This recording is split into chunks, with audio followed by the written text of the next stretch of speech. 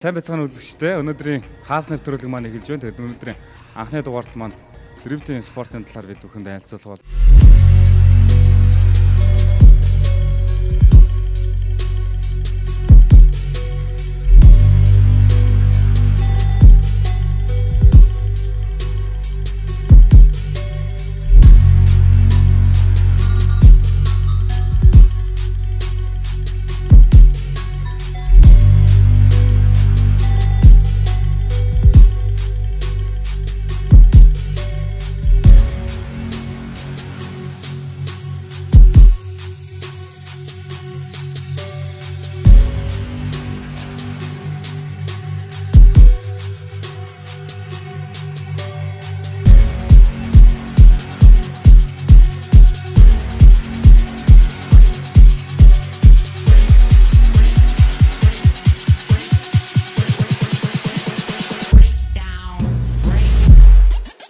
өнөөдрийн нэвтрүүлэгт Монголын дрифт series тэмцээний маань 1-р үед амжилттай оролцсон эхний 1-2 дугаар байранд орсон 2 тайлт залуугаа би урьж оролцуулаад байна.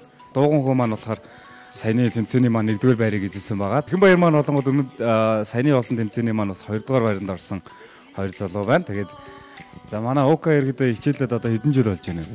За яг дрифт спортоор хичээлж эхлээд бол 10 жил болж байна. Ер нь Монголд анх үүссэн цагаас гээд 2006 оноос эхэлж энэхүү спорт маань хөгжиж эхэлсэн байгаа. Тэгээд аажим яваа сүүлийн нэг 3-4 жил эрчимтэй хөгжиж явж байгаа юм спорт байгаа. Манай ОК-гийн хувьд ерөнхийдөө тэмцээн уралдаандаа их амжилттай оролцсон. Ер нь хичнээн тэмцээн уралдаанд оролцсон байна. За нийт тэмцээн уралдаан гэвэл ер нь бол Монгол зохиогдсон дрифтийн тэмцээнүүд дийлэгт нь орж явж байсан. Тэгээд гаргасан амжилт гэх юм бол сүүлийн 3-4 жил бол амжилтаа таслахгүй амжилтаа орцож явж байгаа.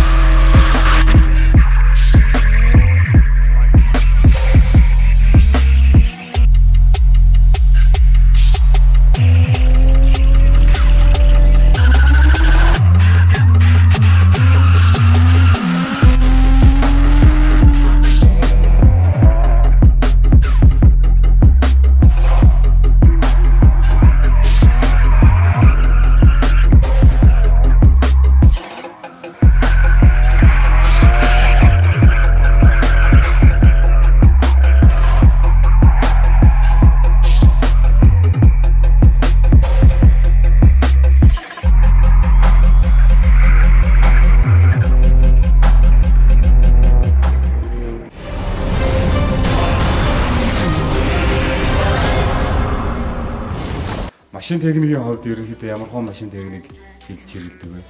За машины хувьд бол анх ер нь бол хөгжиж Монголд бол дийлэнх хүмүүс GZX 100 буюу Chaser Mark 2-оор дрифтэлж эхэлсэн. Одоо сүүлийн үед бол янз янзын машинаар л явж байна л да. Тэгээд миний хувьд гэх юм бол Nissan Silva S14 гэсэн машинаар нөгөө тэмцээнд ордог байгаа.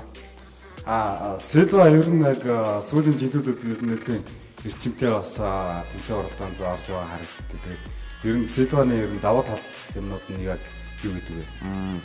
Ер нь бол Silva яг Монголч гэлтгөө дэлхийд даяар ер нь яг дрифт тохиромжтой машин гэж үздэг. Тэгээд давуу тал гэх юм бол бус машинаас давуу тал гэх юм бол илүү хөнгөн. Тэгээд одоо дрифтийн гол онцлог бол үнцэг авч явах хэрэгтэй байдаг. Тэр үнцэг авалтан дээр Silva бус машинаас арай илүү онцлогтой байдаг. Үнцэг авалт гэж ярьдаг шүү дээ. Тэгэхээр ер нь дрифтийн спорт нь одоо жишээлбэл тэмцээн уралдаануудаар харж байхад бол хоорондоо ингээд урлаад байгаа шиг мөртлөө ингээд арай илүү яваад байна гэж бодсон тамирчин нэрдээ тэмцэлсэн хасагдаад байдаг. Тэгэхээр энэ шүүлтийн журам юм бол нэр стандарт нь яаж явагдах юм бэ? За энэ бол зарим хүмүүс уралдаан гэж ойлгоод тах шиг байгаа. Ер нь бол яг хүндлэн хоёулаа яг крац аваад дали гэсэн үг тэгж явах хэрэгтэй. Тэгээд баатлын журмаар явна гэх юм бол хойноос гарч байгаа тамирчин урд гар явж байгаа тамирчнаа илүү нааж, илүү ойрхон явах юм бол илүү өндөр он авдаг байгаа.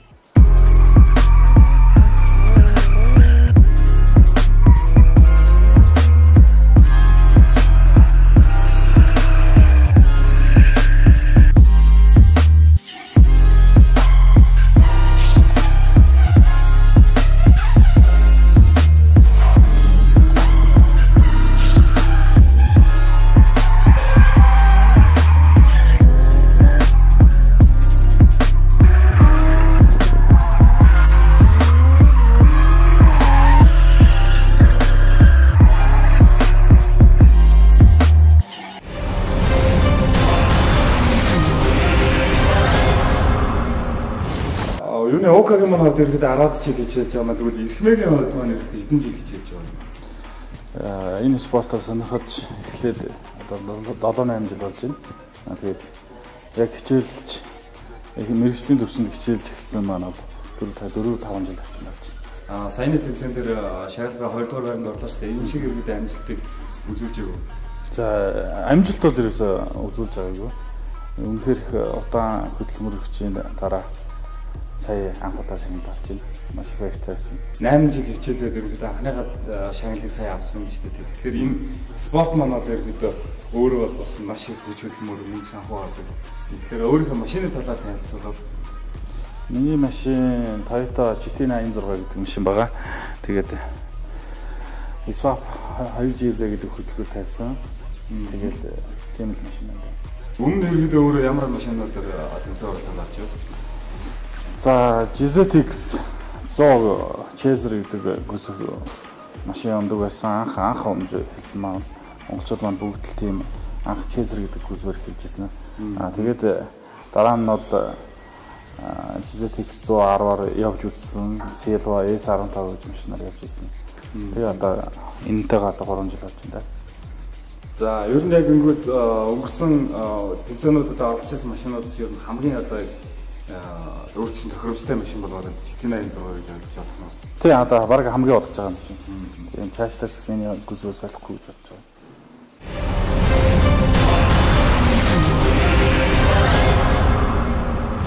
Монголд дрифтинг спорт маань хөгжөөд ирэхэд 10 жил болж байгаа юм байна. Тэгвэл дэлхийд иргэд яаж хөгжиж байгаа? Ер нь Монголын ялгаа юу вэ?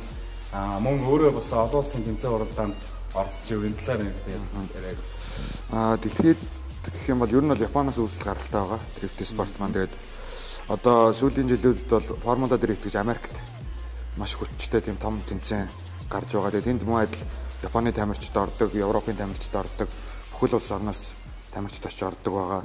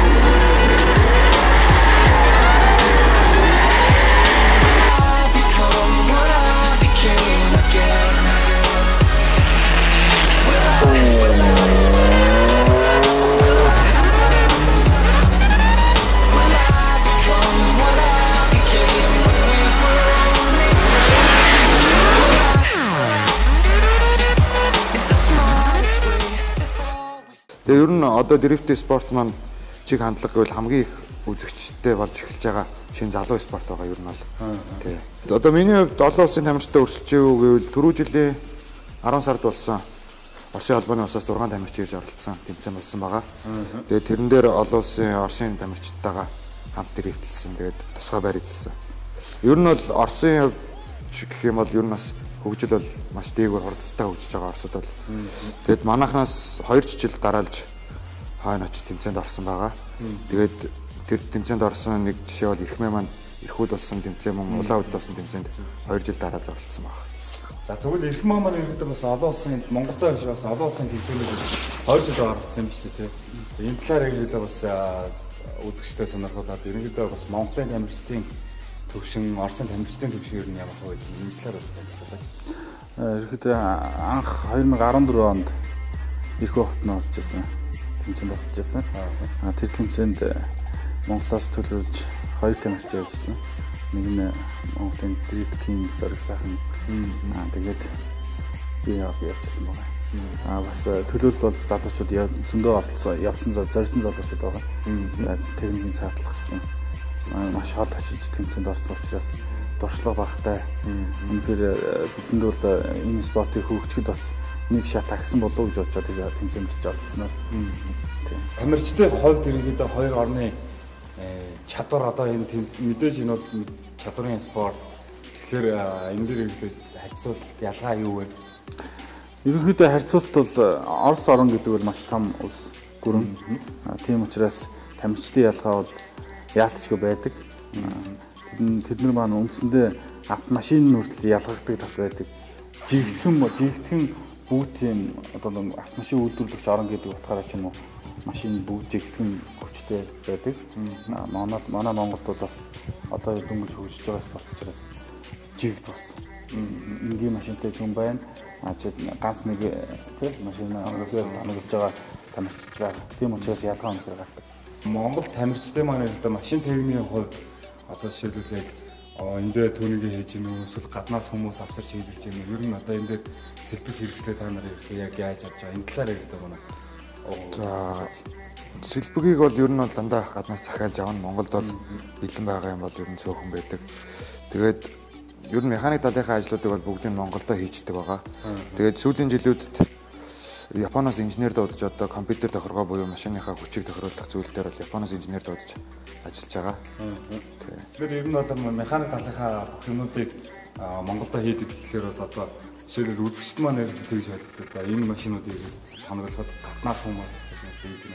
Тэгэхээр Монгол иргэд инженеруудын манаас чадвар одоо Монголд бүх машин дээр янзлаад ингээд компьютер түүнээс босдог юм уу гэж ойлгож байна. Зөв. Ер нь бол зөв. Тэгээд ер нь энэ дрифт спорт хөгжөөд явж байгаатай бол одоо гамлыг инженер маань байгаа. Энэ спорт маш өнтэй хувь нэмэр оруулж байгаа. Ер нь дийлэнх одоо Монголд явж байгаа төлхөө тамирчдын маань машиныг бэлдэж гаргаж өгсөн. Тийм юм байгаа.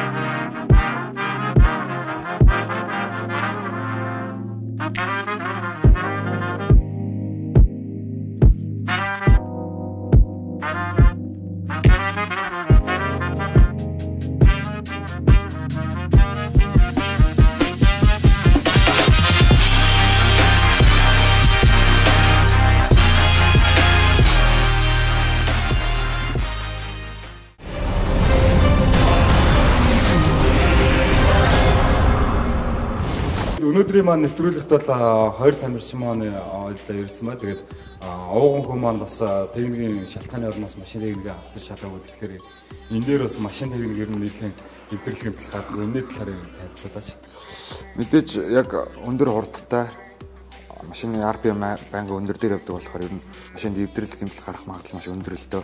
Тэгээ хамгийн гол нь баатлын журмаар явдаг учраас бас гаднаасаач тэр ер нь аль ер нь магадлал маш өндөр байдаг. Миний хувьд гэх юм бол сая сүүлийн тэмцээн дээр машины маань бэрдаа ирсэн байгаа. Тэгээд тийм учраас өнөөдөр машинаа гаргаж нэвтрүүлэлд орж боломжгүй байлаа. Нийгэм дээр нэг дрифтийн буруу ойлголт өгдөг шүү дээ. Шинэ өрөөгөр фраз шаваад өгдөг энэ төрөйгөл тэл барил бэлтгэл сургуультай хотын гол нь хийдэг гэж чинь. Энэ ерөнхийдөө тал дээр яг та яаж бэлдэж чинь энэ талаар нэг нийгэм иргэд энэ спортыг яаж хүлээж авдаг энэ талаар тайлбарлая. Анхны нэг үүссэн 1-2 жил бол годамжаар бол яг хүн болгоно л бүдүү яндан тавьчаад ойрлуулаад явдаг байсан. Одоо сүүлийн хэдэн жилүүд бол яг MDS буюу Mongolian Drift Series энэхүү тэмцээнд оролцож байгаа тамирчид маань дийлэнх нь машинаа хотын хөдөлгөөнд унахгүй байгаа. Тийм учраас энийг бусад хүмүүс зөвөр ойлгуулахын тулд одоо мэргэжлийн төвчний тамирчид хотын хөдөлгөөнд машинаа унахгүй байна гэдгийг л ялгаж харуулах хэрэгтэй байгаа юм л да гол нь. Тэгээд годамжаар одоо ингэж яваад байгаа залуучуудын хувьд хэлэхэд яг магадгүй явж болно л доо. Гэхдээ хотоос нэг зайдуу ч юм уу гарч агаад бэлтгэл сургуулаа хийвэл илүү дээр юм болов уу гэж бодож байгаа. За бэлтгэл сургалтыг ирээд та яг яаж хийж гэн ер нь энэ талаар зам талбай юмнууд ер нь хэрэг. Зам талбай хувьд бол Монгол айгүй хэцүүлдэ ер нь бол одоо сүүлийн жилүүдэд Sky Resort хүйдлээ ходог. Тэгээ энэ жил автодолтооны төв дээр тэмцээн уралдаанаа зохиолоо. Тэгээд энэ тал дээр манай холбооны хүмүүс маань яг бэлтгэлийн хувь дээр бол сүүлийн жилүүд анхаарч ажиллаад яг тэмцээн болохоос 1-2 хоногийн өмнө зам талбай дээр аваачиж бэлтгэл хийдэг байгаа. Тэгээд ер нь удахгүй бид нэр өөрсдийн гэсэн зам талбайтай болно гэд яригадад ажил маань эхэлсэн явж байгаа. Нэг удахгүй өөрсдийн гэсэн зам талбайтай болохоор энэ спорт илүү хурдцтай хөгжинэ. Энэ залуу тамирчид маань гэсэн хөгжөлт нь илүү төгсөж болж байгаа дуртай. За Эрхмээгийн хувьд бол машина иргэд нэг танилцуулаач. Энэ GT86 гэдэг энэ машин иргэд бас Монгол байдгүй. Энэс өөр загварууд иргэд яг юу вэ? Тэгээд энэ дээр яг ямар тоногуудыг өөртөө хийв. Энэ талаар бас танилцуулаач үзэж. За миний машин бол 2012 онд үйлдвэрлэгдсэн. Toyota Subaru 2-ын хамтарч гаргасан дрифт машин гэх юм да хамгийн сүүлд гаргасан шинэ загвар.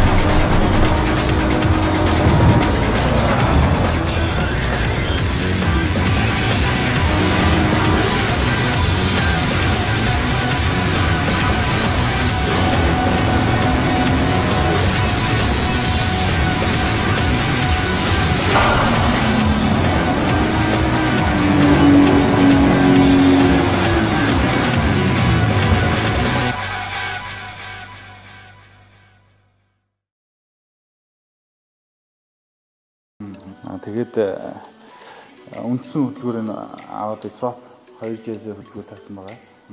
Stroker kit 3.1 болгож одоо тоногсон гэхэд тийм. Тэгэд одоо ярих юм бол зөвхөн дрифтэн зориулж үнэхээр цаг зав хүч хөдөлмөр өөрийнхөө тийм амьдралдаа гэр бүлээ зарцуулах цагаасаа хумсан байж үнэхээр хүч хөдөлмөр гаргасан. Дрифтийн машиныг иргэдээ ингээд харж байгаад бол хүмүүсд энэ дээр бас нийтийн тоног хийдэг, мөнгө ордог гэж иргэдээ ойлгодог. Тэгэхээр одоо жишээлбэл яг энэ машин дээр иргэдээ хичнээн төгрөгийн баг цаар юмнууд хийчихв. Тэр талаар бас тий энэ машин дээр за яг түн хэлээд явах тий. Ерөнхийдөө бол асар их хөдөлмөр гарсан. Мөнгөн дүнгээр нэг өндөр юм байна. Одоо энэ сүүлийн жилүүдэд иргэдэд дрифтинг тэмцээнүүдээр мань ариун орчир construction гэдэг байна. Энэ тэтгэгчээр иргэдэд оролцож байгаа харагддаг болсон. Тэгэхээр өөрөө ариун орчир construction бас нэр өнөөс тамиг тэмцээнд оролцдог. Тэгээд ариун орчир construction дээр өөрөө бас ямар холбоотой байна. Тэгээ ариун орчир construction сүүлийн одоо 3 жил шахав дэвтийн спорт дээр чадхаараа спонсорлж байгаа. Барилгын компани зөвхөн орон сууц айл бүрийг дулаахан сайхан орон сууцтай болгох тавтахтай байдаг. Хэмжээндээ сайхан орон сууц байдаг. Олон айлыг сайхан гал голомтой болгох гэсэн, залуучуудыг гал голомтой болгох гэсэн. Энэ компанид бол гүйцэтгэх захирлын ажлыг хийдэг. Тэгээд компанийн тамирчин гэж байгаа. За сүүлийн жилүүд манай дэвтээ Skytel болон ариун орчир construction манай энэ дрифтинг спорт дээр бол нэлээд мэдтгэж бас энэ спортыг хөгжүүлэхэд нэмэлт өнөмөр оруулж байгаа газрын малыг тамирчин болоо ирэх мэн байна.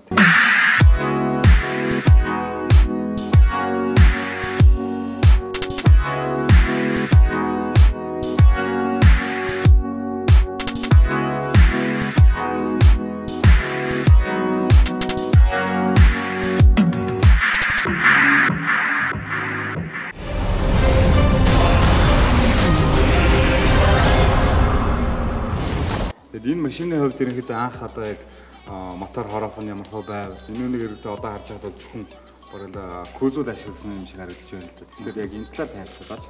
За анх энэ машиныг авахд маань үйлдвэрийн Toyota Subaru 2 гэж би түрүүнд ярьжсэн хамтарч хийсэн. Тэгтээ Toyota-гийнх нь үйлдвэрээс гарсан Toyota GT800 гэдэг загвар нь. Энэ машины хөдөлгөөр маань бол Subaru хөдөлгөөртэй байсан. Subaru хөдөлгөөр нь үйлдвэрээс 180 морины хүчтэй. Яг дэлхий дээр бол бас одоо дрифтлж байгаа тэр Subaru хөдөлгөөрийг өшөө хөгжүүлээд дрифтлж байгаа хүмүүс байдаг. Гэхдээ бидний сонголт бол Монголд үнэхээр нэг 600-аас 700 морины хүч гаргая. Үнэхээр чадaltaй машин гаргая гэсэн инженер гам бэлэг бидний ярилцсны үр дүн дээр яг 2 GZ хөдөлгөөрийг сонгосон. 2 GZ хөдөлгөөр маань бол үйлдвэрээс гарах потенциал нь 280 морины хүчтэй байдаг. Гэхдээ энэ 2 GZ хөдөлгөөрийн маань бол өөрчлөөд өмнөхөр бүх тоногийн бүх сэлбэгнүүдийг тавиад нэг 600-аас 700 морины хүчтэй болсон болов уу гэж бодож байна одоо. Одоо энэ дээр ингээд харж хахад за энэ бол ерөөдөө струт бар баг шиг үнтэй. Тэгээд турбо нь энэ дээр харагдаж байгаа шиг байна. Жишээлбэл одоо яг энэ машин дээр юунууд хийгдсэн байгаа вэ? Энэ тоногийнхын талаар тайлбарлаач. Энд харагдж байгаагаар бол зүгээр үндсэн 2GZ хөдөлгөөрийн маань байгаа байдал нь бол энэ. Гэхдээ солигдсон турбогийн солисон байгаа. Single турботой болгосон. Интелээс гэх юм бол интекийг өөрчилсөн байгаа. Одоо том үнэхээр том агаар сайтай энэ интек тавьсан байгаа. Тэгээ борсонкуудын мянгатай борсонкууд тавьсан байгаа. Тэгээд дагалдах хэрэгслүүд маань ингээл бүгд өөрчлөгдсөн байна та. Одоо энэ цахилгааны утсан санхуулууд ер нь бүгд өөр байх шүү дээ. Тийм, цахилгааны тал дээр бол үндсэн Fcon гэдэг Fcon V4 гэдэг компьютертэй байгаа. Тэр V4 компьютераас зөвхөн мотор руугаа авч ирээд үндсэн хаашаа хижээл руугаа явсан зөвхөн тийм мотортой. Өөр бол ямар ч хэрэглээ нөхцөл байхгүй байгаа. За энэ нөгөө хороб нь бол одоо механик хороб тийм. Тийм, механик хороб. Одоо энэ нөгөө юуны чинь бас дрифтинг машины одоо букс гэж ярьдаг шүү дээ тийм. Тэр эрдүүлэлтэр тэрүүнийг иргэд салцсан байгаа. Тийм, энэ маань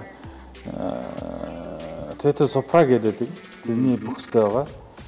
Хад редуктор гэсэн үг. Редукторын тоногийн болгож өөрчилсөн байгаа. Тэгээд 3.2-тай болгох тоногийн өндөр гүйцэтгэх юм буксаас олсон байгаа. Тэгээд хоропны тал дээр бол R150 гэдэг хороптой байгаа.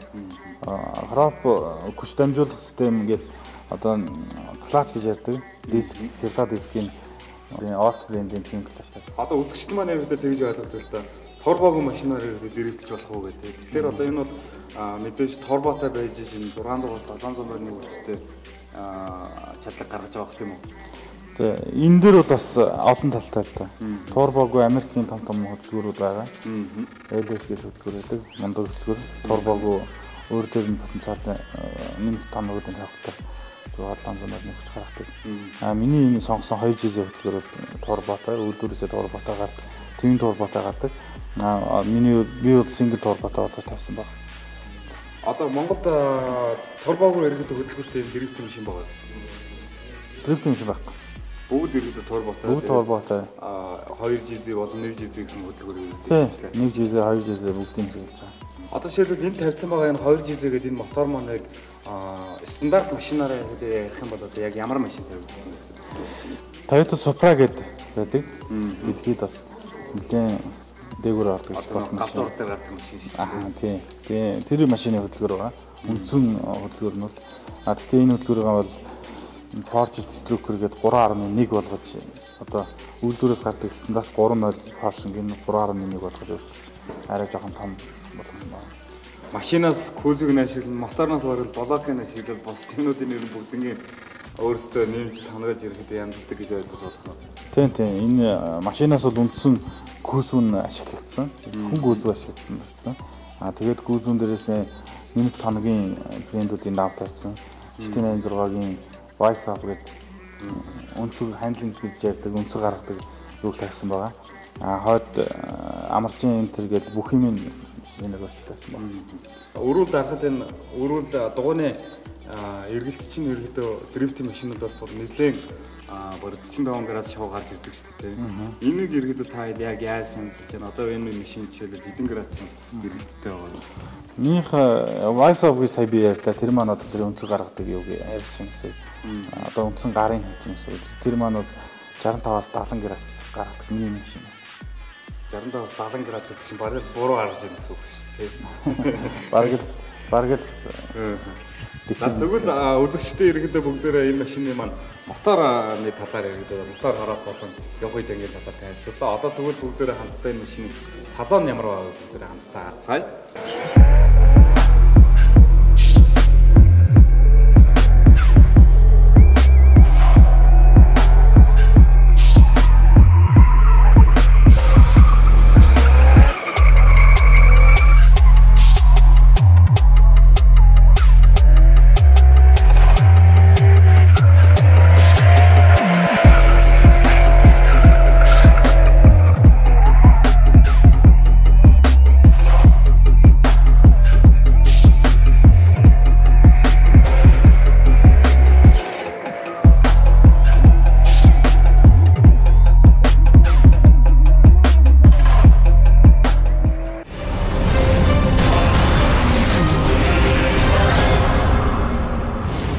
Үзэгчдээ бид яг одоо машиныхаа дотор талыг хэрэгдэд танилцуулахаар ингээд татвараар суудсан байна. Тэгээд орж ирээ суугуудад ерөөс энэ дотор ингээд энгийн машиныг бодоод салаан гэдэг юм байхгүй.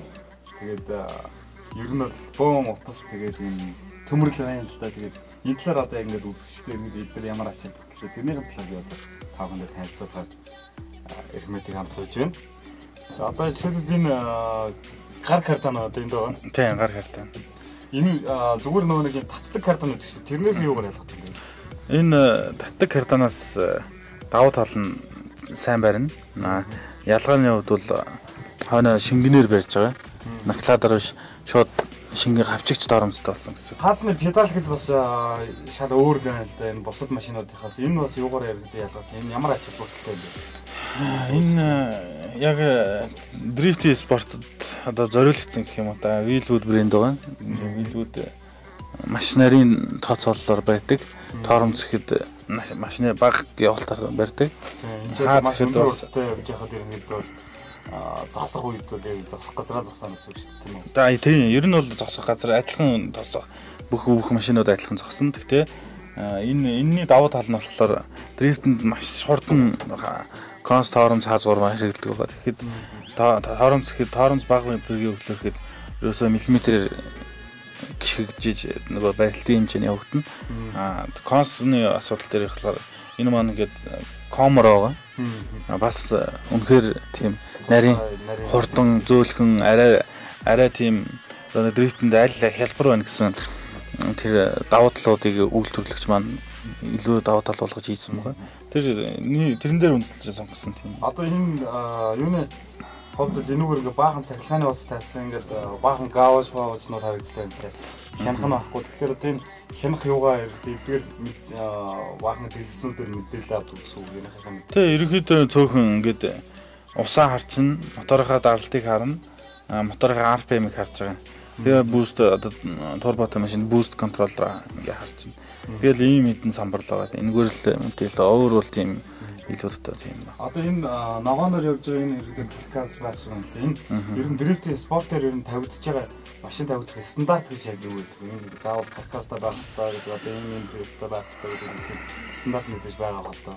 Тийм хамгийн нэгдүгээр аюулгүй байдлыг маш сайн хандах хэрэгтэй.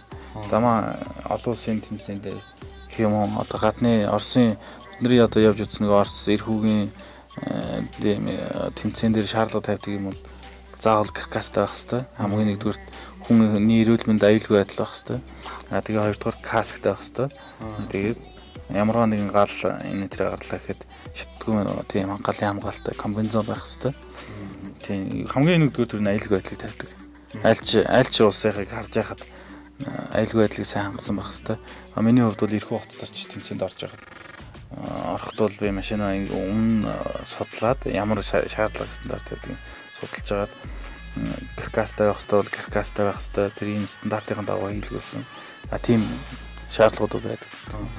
Одоо Монгол улсад зэрэг бас яг энэ стандартын мэдээ тавигддаг гэсэн үг. Тийм Монгол улсад одоо комбинезон байх хэрэгтэй. Каск байх хэрэгтэй. Автомашин каркастай яг мэргэжлийн английн тэмцээн дээр бол каркастай байх хэрэгтэй гэсэн шаардлага тавьдаг.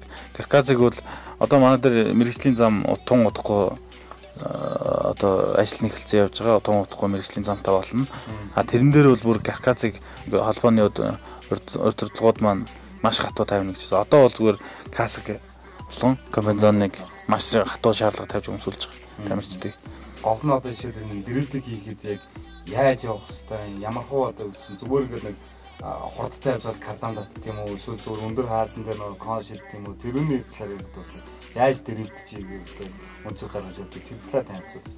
Тий, ерөнхийдөө бол кардан маш их чухал.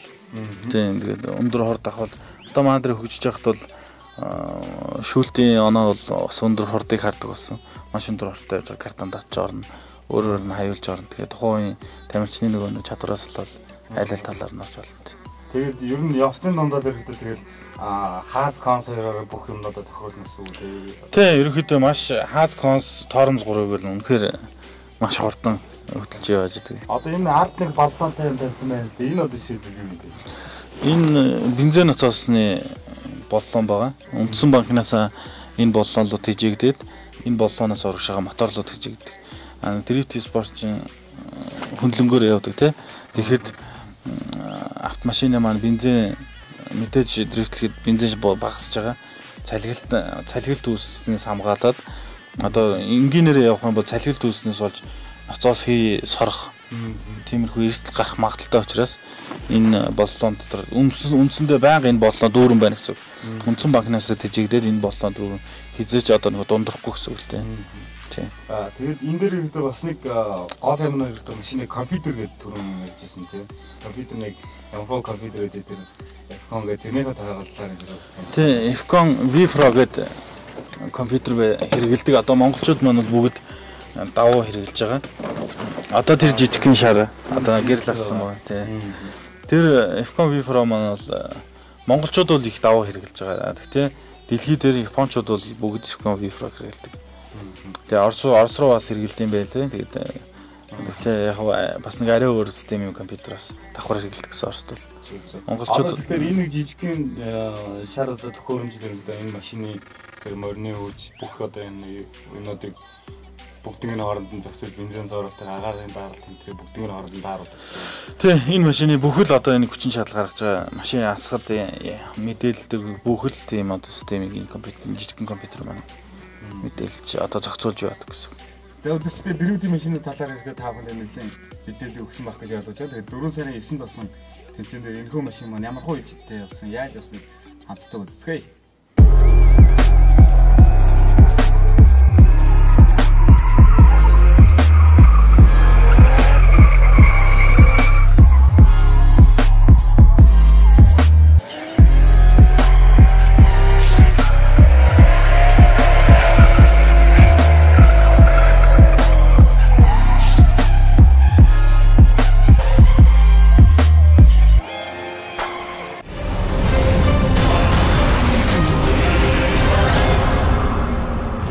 За, сайн байна уу энэ өдрийн мэндийг хүргэе. За, энэ шоунд одоо хэд гिचэлтэд оролцож байна? Энэ шоунд бол 4 гिचэлтэд тасралтгүй орж байна. За, тасралтгүй 4 гिचэлтэд орж байгаа энэ жилийн одоо онцлог давуу тал өнгөрсөн жилүүдийнхтэй харьцуулах юм бол ерөнхийдөө энэ жилийнх бол маш олон давуу талтай байгаа. Нийтдээ бүх автомашин гэдэг юмны фестивал болж байна. Мото, байк, ралли тэ. Тэгээд оффроуд гэдэг бүх төрлийн автомашин сонирхох залуучууд маань бүгд ирж байна. Нээлтний үйл ажиллагааны зарим нь зам тээврийн сайд маань ирлээ. Тэгээд бас энэ авто худалдааны зохицуулрын дарга нэрлээ. Нээлтийн үйл ажиллагаанд өргөжлөлөө. Үнэхээр их давуу талтай том шоу болж байна. Өөрөө бол үзүүлбэрээ үзүүлчихсэн. Тий, сая 2 дугаар үедээ гарч ирсэн сонсч. Одоо дараагийн үед орох уу? Дараагийнх нь юу байгаа лээ? Одоо 3 дугаар үе дээр 12 тамирчулсан байгаа. Тэрэн дээр орох гээд хүлээгээд ирчихсэн. За. Тэгээ ер нь дараа жилээс өөр чинь одоо ийм санал ингүүл зүгээр юм биш үү, тэгүүл зүгээр юм биш үү гэсэн санал юу байдаг юм болоо?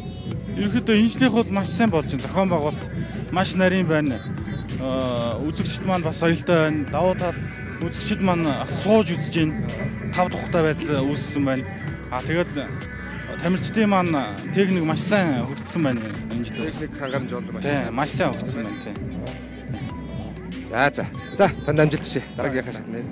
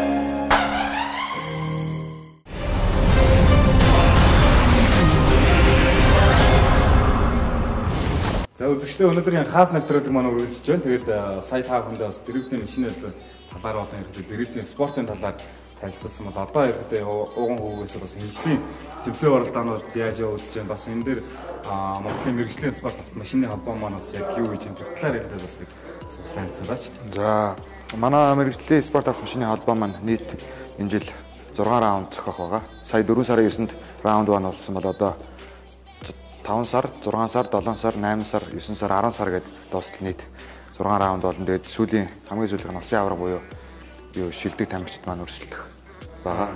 Тэгээд энүүгээр юу хэлээд байна гэхээр ер нь бол одоо Монголын мэрэгжлийн спорт автомашины холбоо гэж явж байгаа эдгээр залуус маань энэхүү спортыг яг зөвөр хүмүүст таниулах мэрэгжлийн түвшинд энэхүү спортыг аваачих төлөө маш их хичээж ажиллаж байгаа.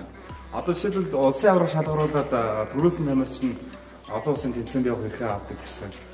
Энэ жил ерөнхийдөө өнгөрсөн жил одоо яг ямар тамирчин төрүүлээд энэ жил ерөнхийдөө явах болцдог юмсан байна. Өнгөрсөн жил Монгол улсын авраг шалгаруулалт тэмцээн дээр Driftworks клубын А2 төрүүлсэн байгаа. Тэгээд Азаа маань түрүү жил бас улаан үд тусан тэмцээнд амжилттай оролцоод шүгний 8-д ороод ирсэн байгаа. Тэгээд энэ жил одоо бидний төлөвлөгөө гэвэл 7 сард байна одоо Эрхүү хотод болох Drift Beat тэмцээнд явахаар одоо машин дэргээ бэлдээд эхэлсэн байгаа юм бол. олон улсын тэмцээн оролдооны нэртэй манай Монгол тамирчид бас оролцоод эхэлсэн юм байна. Тэгэхээр яг одоо энэ шинэ залуу тамирчид маань энэ спорт дээр орж ирээд сонирхыг ивэл хэрэгтэй ямар боломж болцоо байгаа. Энэ талаар юм танилцуулаач. Шинэ залуу тамирчдыг бол манай холбоонд дэмжиж байгаа Монголын мэргэжлийн спорт машины холбоо. Одоо шинээр ингээд энэ холбоонд хэлсэн цаашдаа энэ спортын төлөө сэтгэлзүйхээ зориулаад тий спортыг цаашдаа хамтдаа хөгжөө идэвхтэй гэж залуучууд нээлттэй байгаа. Цаашдаа ингээд энэ спортод сэтгэл зүрх үнэхээр зориулж чаднаа тий. Мэдээж амьдралаа алдахгүй зүгээр энэ спортын төлөө явж чаднаа. Үнэхээр сонирхож ингэсэн залуучууд бүгд нээлттэй. За үзэгчдээ өнөөдрийн хаалт автын нэвтрүүлэг маань өгөр өндөрлөж байна. Тэгээд өнөөдрийн нэвтрүүлэгтээ бид бүхэн Монголын мэргэжлийн спорт машины холбооны шилдэг хоёр тамирчин буюу Эрхэнбаяр, Угангой хоёрыг урьж оролцууллаа. Тэгээд тун удахгүй бас та бүхэндээ дараагийн нэвтрүүлгээр спортын тэмцээн болон Монгол ховор садан байгаа машин техникийг танилцуулах болно. Тэгээд та бүхэн бидэнтэй хамт дараагийн нэвтрүүлэг дээр шивтэн үзээрэй гэж хэлж байна.